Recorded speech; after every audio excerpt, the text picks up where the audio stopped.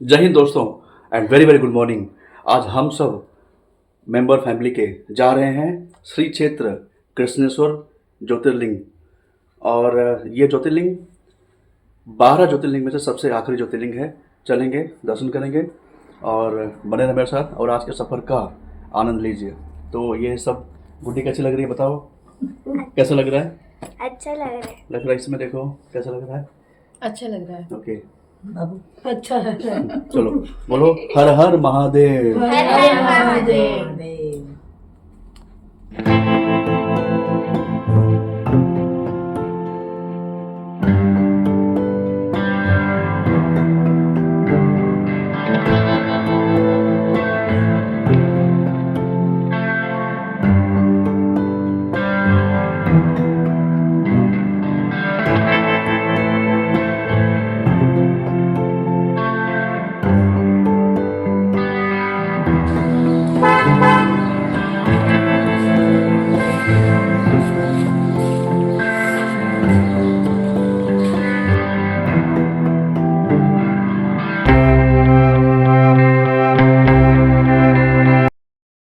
ये देखिए मुंबई अहमदाबाद हाईवे पर ब्यूटीफुल सनराइज का दृश्य।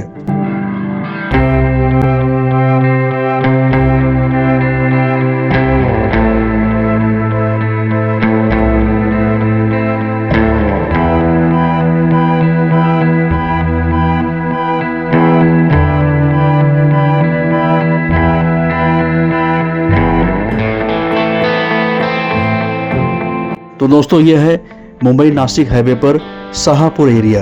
यहाँ से समृद्धि महामार्ग की शुरुआत हो जाती है। समृद्धि महामार्ग जिसे हिंदू हृदय सम्राट बाला साहब ठाकरे महाराष्ट्र समृद्धि महामार्ग के नाम से जाना जाता है। मुंबई और नागपुर को जोड़ने वाला 701 किलोमीटर लंबा 6 लेन वाला एक्सप्रेसवे है। आप यहाँ से नागपुर लगभग 8 घंटे में पहुँच जाते हैं, पहले जबकि लगभग 20 घंटे लगते थे। यह महामार्ग 10 जिलों 26 तालुकाओं और लगभग 392 गांवों से होकर गुजरता है।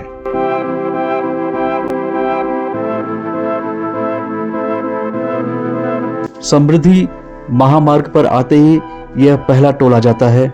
यहाँ पर टोल क्रॉस करते ही वॉशरूम की अच्छी व्यवस्था की गई है।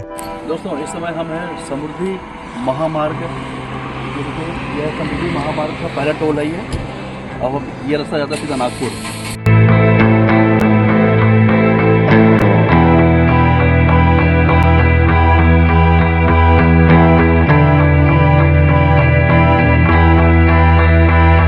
समृद्धि महामार्ग एक्सप्रेसवे पर कई टनल्स देखने को मिलते हैं।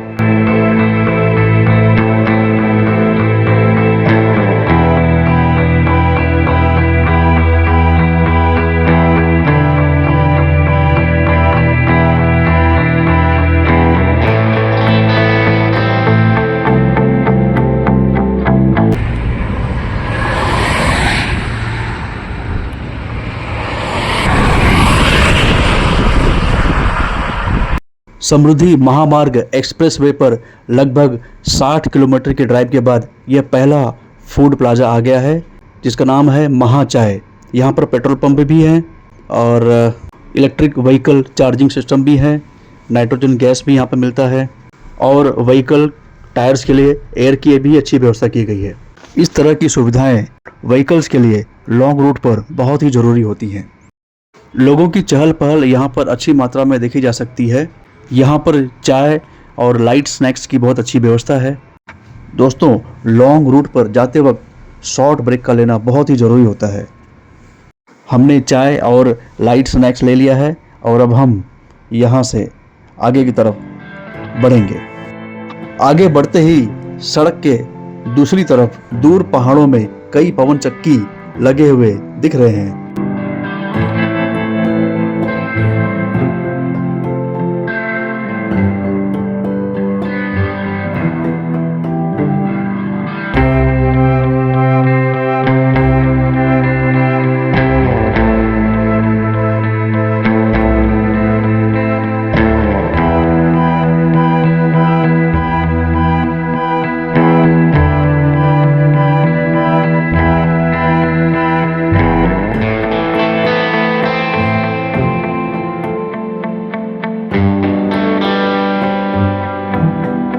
तो दोस्तों अब हम समुद्री महामार्ग एक्सप्रेस वे पर 17वें नंबर के एग्जिट पॉइंट से बाहर निकल रहे हैं। यह रास्ता सीधा धुले की तरफ जाता है।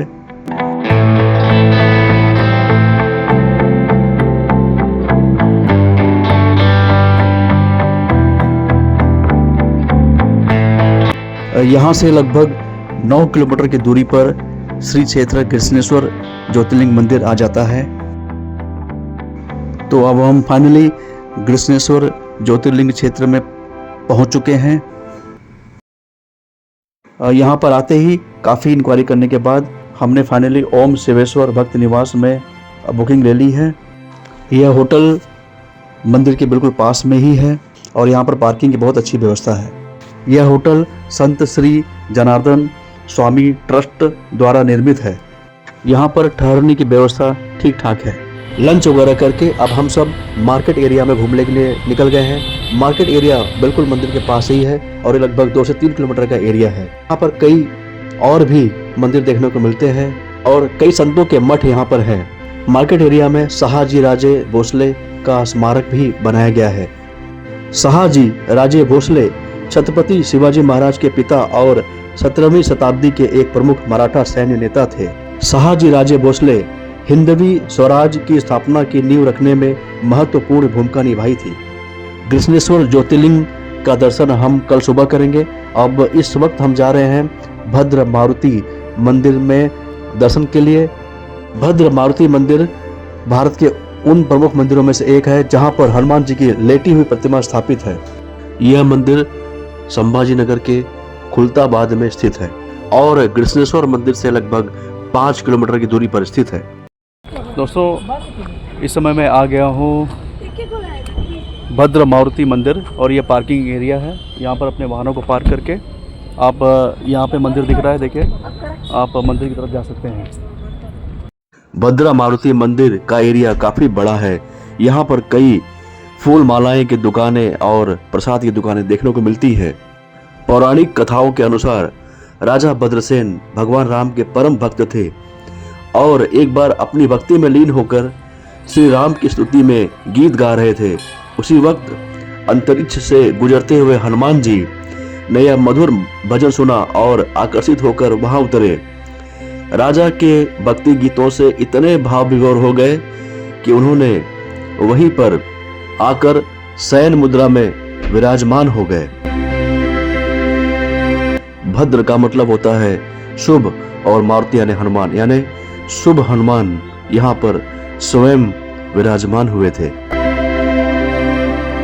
भद्र मारुति मंदिर के बाहर भगवान शनि की दिव्य प्रतिमा देखने को मिलती है। भद्र मारुति मंदिर में भक्तों के लिए कुछ विशेष नियम बनाए गए हैं। इस बात का विशेष ध्यान रखें, जिनमें मोबाइल कैमरे का इस्तेमाल बिल्कुल नहीं करना है और कपड़े ठीक ठाक पहनकर ही अंदर प्रवेश करें। भद्र मारुति मंदिर के बगल में एक बड़े से हॉल में भोजन की अच्छी व्यवस्था की गई है मंदिर ट्रस्ट की तरफ से। आप 35 रुपए का कूपन लेकर के भरपूर भोजन का आनंद ले सकते हैं। कृष्णेश्वर मंदिर के पास का मार्केट एरिया काफ़ी क्राउडेड है। यहाँ पर कई तरह के रेस्टोरेंट्स, होटल्स और गन्ने के जूस सेंटर्स हैं। इस समय लगभग शाम के 8:30 बज चुके हैं और लगभग यहाँ पे आधे घंटे से औरंगाबाद यानी संभाजी नगर में ज़ोरों से बारिश हो रही है, जिसकी वजह से यहाँ की इलेक्ट्रिसिटी काट दी गई है और अंधेरा काफ़ी हो गया है। अचानक बारिश के हो जाने की वजह से मौसम काफ़ी ठंडा हो गया है। अब हम डिनर के लिए होटल मानसरोवर में आ गए हैं, जो बिल्कुल मार्केट में ही है। डिनर में हमने पंजाबी थाली और दाल बाटी लिया है। काफी स्वादिष्ट इनका भोजन है। अभी के लिए शुभ रात्रि। कल सुबह मिलते हैं मंदिर में दर्शन के साथ। गुड मॉर्निंग दोस्तों, इस वक्त सुबह के 5 बज रहे हैं और हम सब अब मंदिर में दर्शन के लिए प्रवेश कर रहे हैं। यहाँ पर आरती का समय 5 बजे का होता है और 5:30 बजे से भक्तों को दर्शन के लिए अलाउ किया जाता है। यहाँ पर जेंट्स के लिए कमर से ऊपर सभी कपड़ों को उतारकर मंदिर के गर्भगृह में प्रवेश करने का प्रावधान है। यह मंदिर शिव की करुणा और भक्ति का प्रतीक है और यहाँ पूजा करने से जीवन की कठिनाइयां दूर होती हैं, आध्यात्मिक शांति मिलती है और भक्तों के सभी पाप नष्ट होते हैं और मोक्ष की प्राप्ति होती है।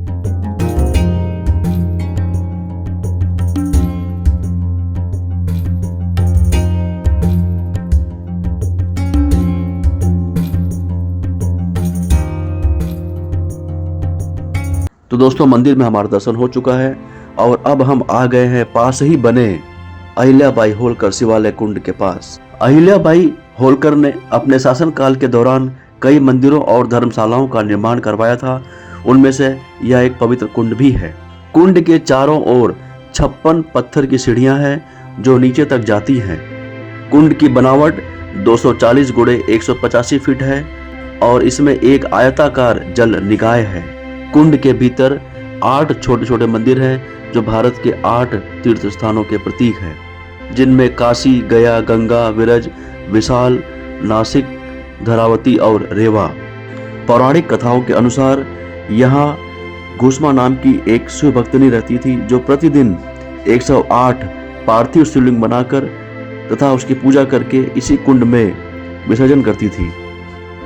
एक बार भगवान शिव ने घुष्मा के मृतक पुत्र को पुनर्जीवित कर दिया और उसके अटूट शिव भक्ति से प्रभावित होकर के कृष्णेश्वर के रूप में यहाँ विराजमान हो गए। अब दोस्तों, हम चल रहे हैं एलोरा की गुफाओं को देखने के लिए, जो संभाजी नगर से 30 किलोमीटर की दूरी पर और कृष्णेश्वर मंदिर के बिल्कुल पास में है। टूरिस्ट के लिए एलोरा की गुफाएं सुबह 6 बजे खुल जाती हैं और शाम को 6 बजे बंद की जाती है। यहाँ पर पार्किंग की बहुत अच्छी व्यवस्था की गई है। अपने गाड़ी को मैं पार्क करके गुफाओं को देखने के लिए टिकट काउंटर पर चलूंगा।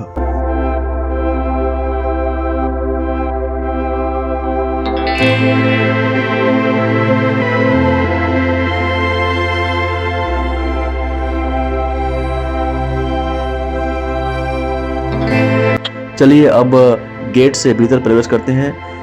एलोरा की गुफाएं हर मंगलवार को बंद रहती है, इस बात का विशेष ध्यान रखें। टिकट प्राइस यहाँ पर 40 रुपए पर हेड है। 15 साल तक के बच्चों की एंट्री फ्री है। टिकट यहाँ पर टोकन के रूप में दिए जाते हैं। अगर आपसे टोकन खो गया तो 100 रुपए तक का जुर्माना भरना पड़ सकता है। अब हम एंट्री कर चुके हैं। सामने बहुत बड़ा पार्क बनाया गया है। कई तरह के ऊंचे ऊंचे पेड़ यहाँ देखने को मिलते हैं और बंदर भी काफी यहाँ पे अच्छी मात्रा में देखने को मिलते हैं। गुड्डी देखो, बंदर बैठे वहाँ पे। और देखो उधर, देखो। अरे हाँ, क्या मस्त बैठा है यार, वहाँ पे देख रहा है। अरे यहाँ पे भी देख रहा है, लगता है वहाँ पे देख रहा है।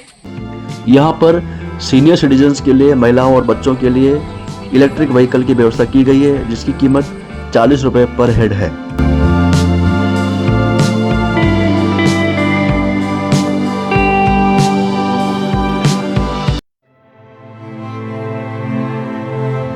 इस वक्त सुबह के 7 बज चुके हैं। अब धीरे धीरे टूरिस्ट की संख्या बढ़ती जा रही है।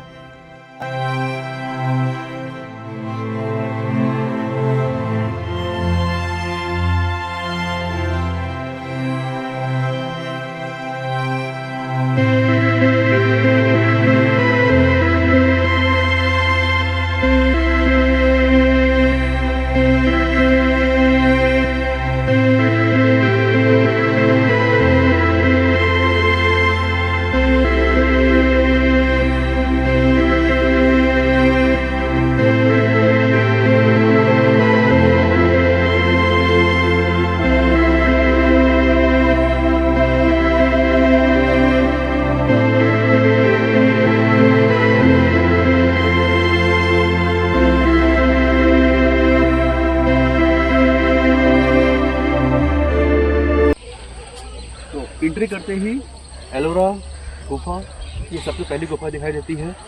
आप देखिए, चल के देखते हैं वहाँ अंदर क्या है। और इसमें पहाड़ को काट करके ये गुफा बनाई गई है। कुछ मूर्तियों को भी तराशा गया है। चल के देखते हैं उसमें क्या है।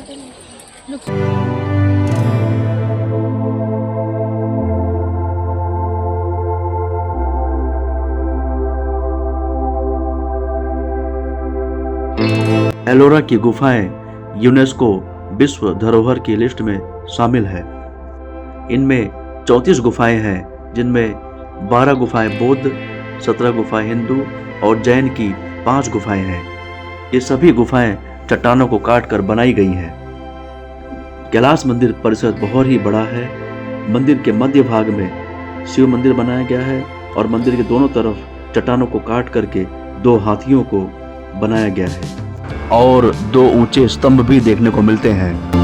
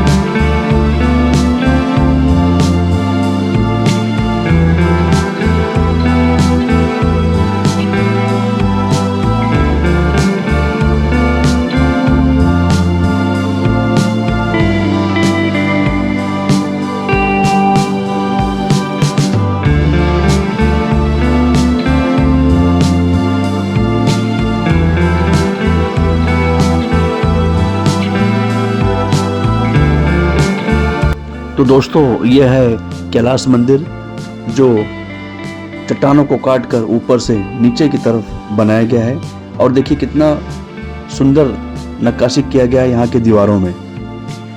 कैलाश मंदिर को बनाने में लगभग 200 वर्ष लग गए थे।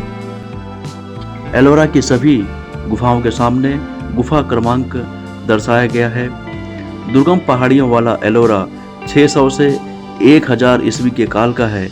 यह प्राचीन भारतीय सभ्यता का जीवंत प्रदर्शन करता है।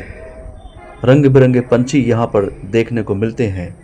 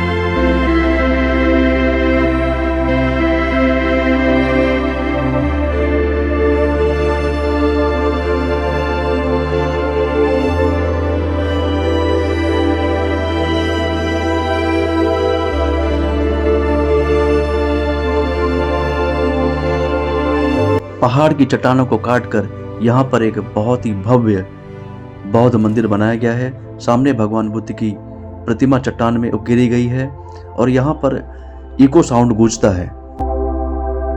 ओम नमो बुद्धाय।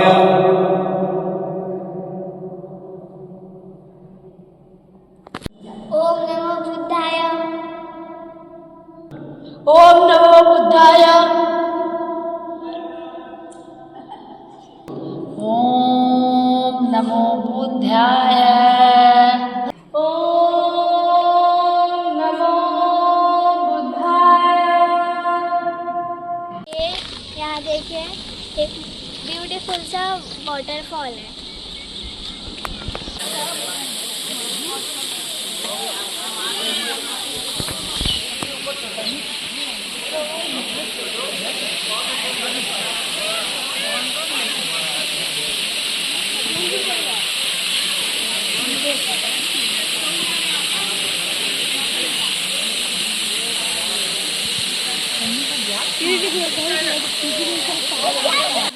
गुफा क्रमांक 1 से 6 की तरफ काफ़ी खूबसूरत सा वाटरफॉल है। यह वाटरफॉल यहाँ की अद्भुत प्राचीन कला में चार चांद लगा देता है।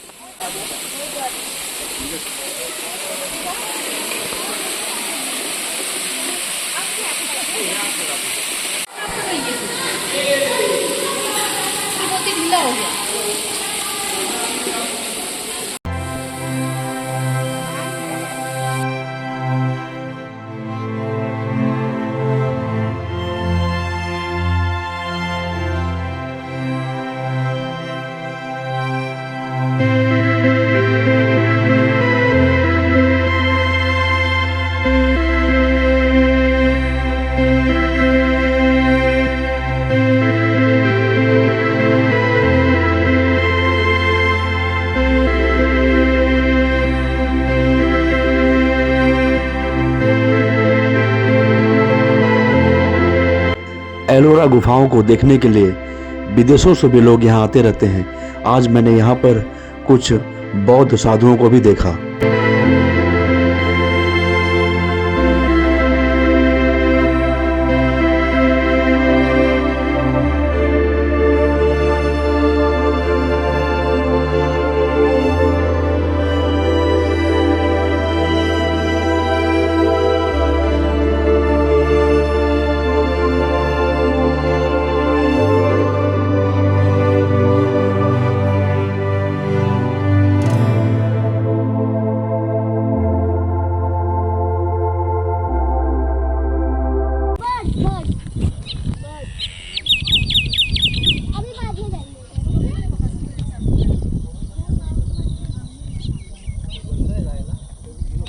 चलिए अब चलते हैं कैलाश मंदिर के दूसरी तरफ।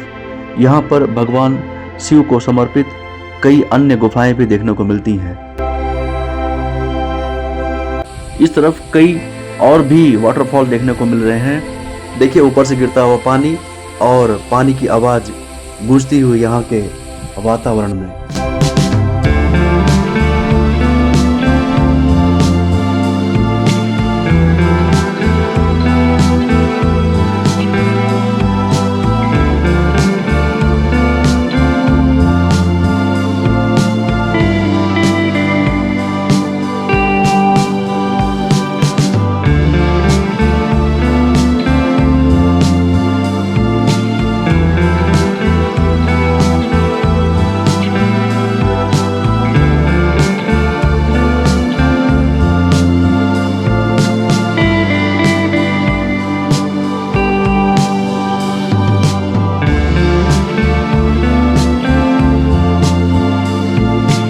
इस तरफ की सभी गुफाएं भगवान शिव को समर्पित हैं और ये देखिए चट्टान से रिसता हुआ पानी।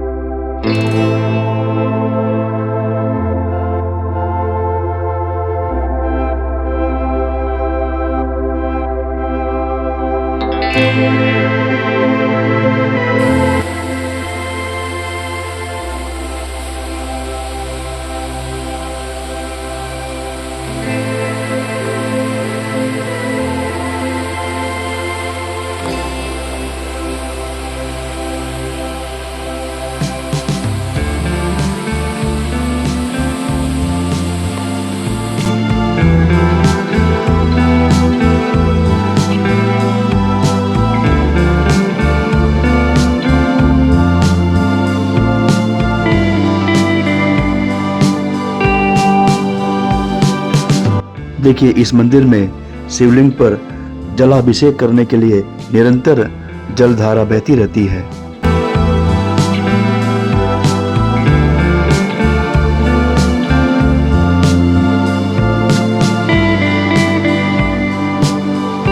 देखिए, पहाड़ के चट्टानों से रिसता हुआ पानी।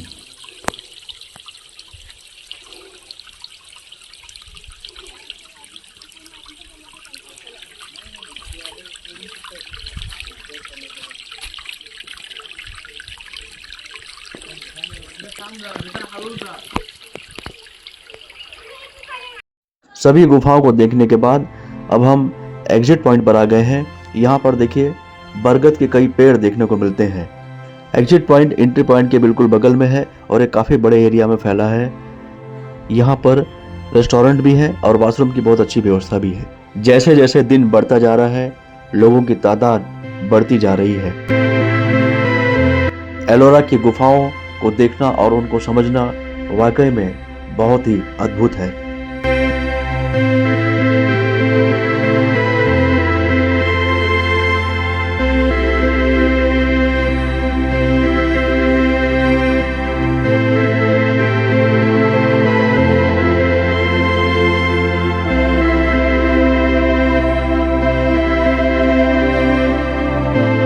यह सिद्धेश्वर महादेव मंदिर है जो गृष्णेश्वर मंदिर के बिल्कुल पास ही है। दिन के उजाले में गृष्णेश्वर मंदिर कितना सुंदर लग रहा है देखने में। मंदिर की बनावट निखर कर सामने आ रही है।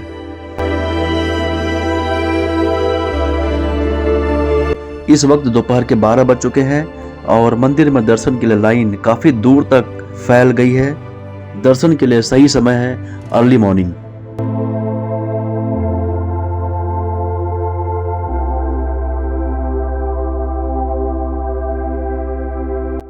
बौद्ध चित्रकला और मूर्तियों के लिए प्रसिद्ध अजंता की गुफाएं गृष्णेश्वर मंदिर से लगभग 104 किलोमीटर की दूरी पर हैं। मंदिर से लगभग 12 किलोमीटर की दूरी पर दौलताबाद किला है। यह भी एक ऐतिहासिक किला है और लगभग 32 किलोमीटर की दूरी पर बीबी का मकबरा है और लगभग 34 किलोमीटर की दूरी पर पंचक्की नामक स्थान है। पंचक्की एक मध्यकालीन भारतीय वास्तुकला का उदाहरण है। औरंगाबाद यानी संभाजी नगर को एक्सप्लोर करने के लिए लगभग 2 से 3 दिन का समय लगता है। आप जब भी यहाँ पर आएँ तो अपना समय निकाल कर आएँ। मेरा आज का वीडियो देखने के लिए आप सभी लोगों का बहुत बहुत धन्यवाद। Thank you. जय हिंद।